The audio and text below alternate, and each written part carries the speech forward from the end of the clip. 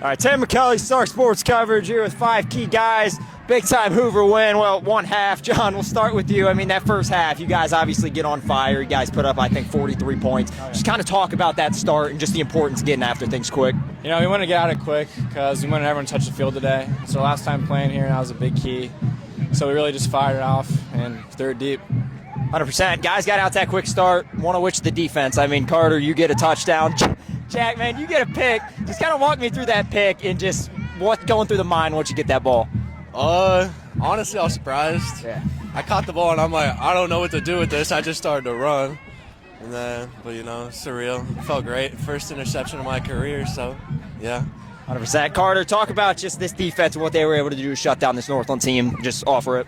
We really came together as a defense, you know. I mean, they're probably doubting our pass game and run game, but, you know, we really came together and played good. Mr. Andy's MVP favorite, right? Talk about what you were able to do today just to be out there doing Jack Andy's things tonight. I mean, just the speed. I mean, getting open and getting those passes. So, I mean, as soon as I got to just outrun. And, yeah.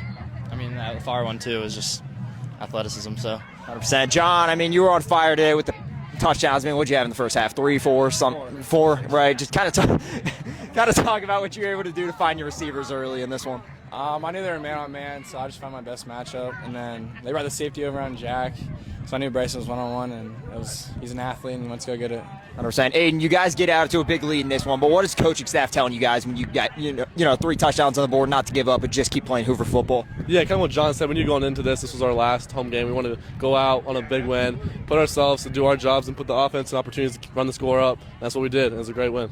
John won with this. Obviously, guys get the win tonight. You're going to celebrate it, but next week's a tough one. Guys got the Tigers. What are you guys looking to do in practice this week just to get on the right page and just get after a tough Massillon team?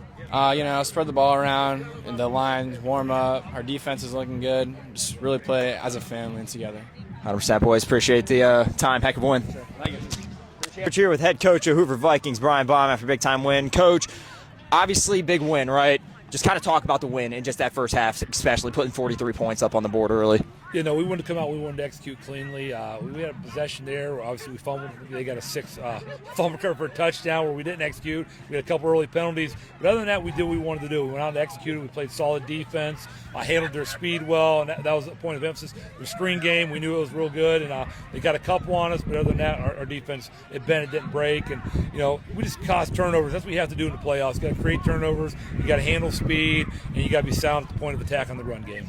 D2 tough with football, obviously, last year. We were at the late game. Things obviously didn't go the right way. What was the message to these guys to get out in front of it tonight? Obviously, there was sour taste in your guys' mouths from the playoffs last year. What did you kind of tell the guys in the locker room coming into this one? We got to play 4 quarters of our ball. We call it Viking football. We play 4 quarters of Viking football. We are a dangerous team, and we know that. And, you know, that's one thing we want to do. If we do that, we'll go down there. We want to compete down there. And we're excited for the opportunity to go in that environment and go out there and show what our boys can do.